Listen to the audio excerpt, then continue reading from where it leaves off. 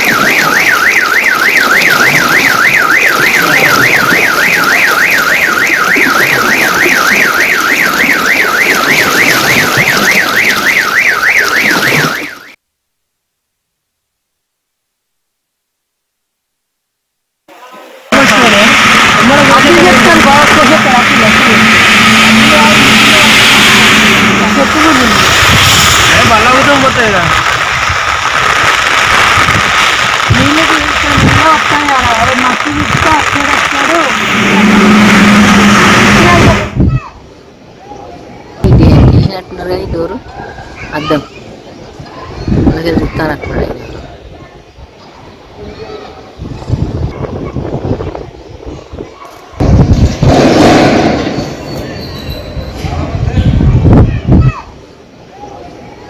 చేసినట్టున్నారు కానీ డోరు అద్దం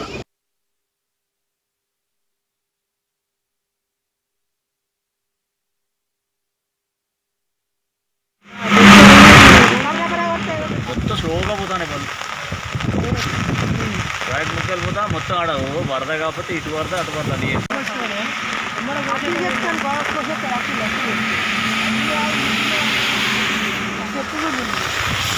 బల్లగుతం పోతాయి కదా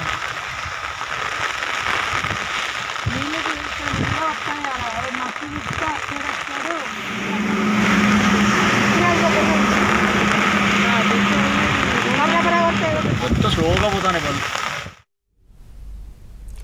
ఎడతెరిపి లేకుండా కురిసిన వర్షానికి వరంగల్ తడిసి ముద్దైంది. పెద్ద ఎత్తున వరద నీరు వచ్చి చేరింది. రోడ్ల నిండా ఎక్కడికక్కడ వరద నీరు చేరడంతో వాహనదారులు తీవ్ర ఇబ్బందులు ఎదుర్కొంటున్న పరిస్థితి కనిపిస్తోంది. అప్డేట్స్ మా కరెస్పాండెంట్ నవీన్ అడిగి తెలుసుకుందాం. నవీన్, రోడ్డు ప్రాంతంలో నడుము లోతు నీళ్లు ప్రవహిస్తూ ఉన్నాయి. ఇక్కడ హనుమకొండకు వరంగల్కు రాకపోకలు నిలిచిపోయాయి. అయితే ఇక్కడ కాకతీయ కాలనీ, ఇటువైపు భద్ర కాలనీ, చెరువు వైపు ఉండేటువంటి కాలనీలన్నీ నీట మునగడంతో వారికి ట్రాక్టర్ల ద్వారా నిత్యావసర సరుకులు పంపిణీ చేస్తూ ఎమ్మెల్యే నాయని రాజేందర్ రెడ్డి, ఎంపీ కడియం కావ్య వీళ్ళిద్దరు కూడా ట్రాక్టర్ల మీద వరద ప్రాంతాల్లో పర్యటిస్తూ ముంపు బాధితులను ఆదుకునేటువంటి ప్రయత్నం చేస్తున్నారు. ముంపు బాధితులకు భరోసా ఇస్తూ ట్రాక్టర్ మీద వెళ్ళి వారికి ఆహార పదార్థాలు, నిత్యావసరాలు సరఫరా చేసినటువంటి దృశ్యాలు మనకు కనిపించాయి. వారు మనతో ఉన్నారు, వారితో మాట్లాడించేటువంటి ప్రయత్నం చేద్దాం. సార్ చెప్పండి, ఈ వరద ఉధృతి ఎట్లా ఉంది? మీరు నిత్యావసర సరుకులు ఇవన్నీ పంపిణీ చేశారుగా, ఏం చెప్తున్నారు బాధితులు? దశాబ్ద కాలంలో ఇంత పెద్ద ఎత్తున భారీ వర్షాలు ఎన్నడూ పడలేదు. ఒకటి కారణమైంది.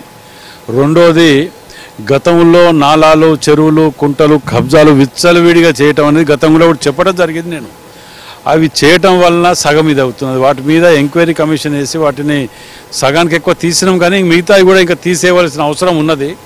కోర్టుకు ఓటాలు, స్టేలు తెచ్చుకోవటాలు ఇట్లాంటివి కొన్ని నడుస్తున్నాయి. కాబట్టి వాటి మీద ఇమీడియట్ని వాటిని ఏదైనా చేయాలనే ఆలోచన మేము తీసుకుంటున్నాం. ఇప్పటి వరకు టెంపరవరీగా వీళ్ళందరికీ కూడా వసతి, స్కూళ్ళల్లో, కాలేజీలల్లో, ఫంక్షన్ హాళ్ళల్లో ఏర్పాటు చేయటం, భోజనాలు ఏర్పాటు చేయటం ఇవన్నీ కూడా జరుగుతున్నాయి. వీటిని అన్నిటి కూడా ఇప్పటివరకు అయితే పర్వాలేదు. ఇది మెయిన్ హనుమకొండలో పడ్డ వర్షానికి మునిగింది కాదు. ఇది జనగాం, గన్పూర్ మీదకి వెళ్ళి వచ్చిన తెగినాయి, కుంటలు అవి ఇవి తెగినాయి, అన్నీ కూడా వచ్చి లోతు ఉన్నది. కాబట్టి దీని మీదకి వెళ్ళిపోవటం వల్ల ఇక్కడ మునుగుతున్నది ఇది. ఎందుకంటే పోయిన సంవత్సరం కూడా ఎన్నడూ లేకుంటుండే. ఇలా నయీంనగర్ బ్రిడ్జ్ నాలా కట్టడం వల్ల ఇలా నిజంగా సగం సేఫ్ అయిందంటే అదే కారణం.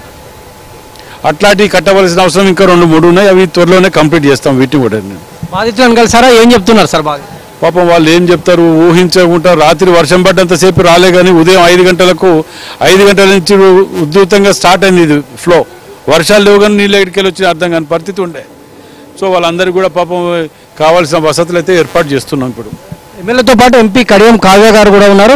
కావ్య గారు కూడా నిత్యావసర పంపిణీ చేస్తూ ఇద్దరు కూడా ట్రాక్టర్ పైన బాధితులను కలిసేటువంటి ప్రయత్నం చేస్తూ ఉన్నారు. వారితో కూడా మాట్లాడించేటువంటి ప్రయత్నం చేద్దాం.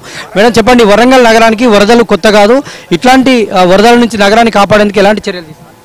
మనము క్రితం సంవత్సరం చూసుకున్నట్లయితే అంతకుముందు ఉన్న వరద బాధితులు లేదా వరద ఉధృతి ఇవన్నీ చూసుకున్నా కూడా వర్షపాతం ఎక్కువ ఉన్నా కూడా చాలా ప్లేసెస్ సేవ్ అయింది. ఎందుకంటే మన ఎమ్మెల్యే గారు చాలా చర్యలు తీసుకోవడం జరిగింది. ఇంతకుముందు తను చెప్పినట్టు నయంనగర్ నాలాని బాగు చేయడం కానీ అట్లనే ఇంకొన్ని ప్లేసెస్ ఇప్పుడు ప్రత్యక్షంగా, ఎందుకంటే స్థానికులకు కూడా తెలియదు ఇలాంటి పరిస్థితి వాళ్ళు ఎదుర్కొంటారని చెప్పి, అందుకే ఎక్కడెక్కడ డివిజన్స్ అన్నీ విజిట్ చేయడం జరిగింది.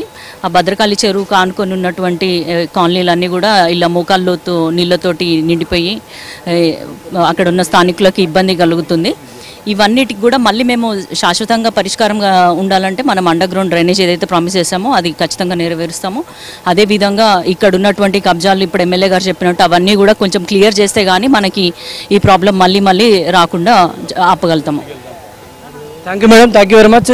ఇది ఎంపీ ఎమ్మెల్యే గారి అభిప్రాయం. మనం చూస్తున్నాం అసలు ములుగు రోడ్డు అలంకార్ జంక్షన్ నుంచి ములుగు రోడ్డు వరకు ఏ మేర వరద ప్రవాహం కొనసాగుతుందో మనం చూస్తున్నాం. బాధితులకు ప్రజాప్రతినిధులు భరోసా ఇచ్చేటువంటి ప్రయత్నం చేస్తూ ముంపు కాలనీలో పర్యటన చేస్తున్నటువంటి దృశ్యాలు మనకు కనిపిస్తున్నాయి.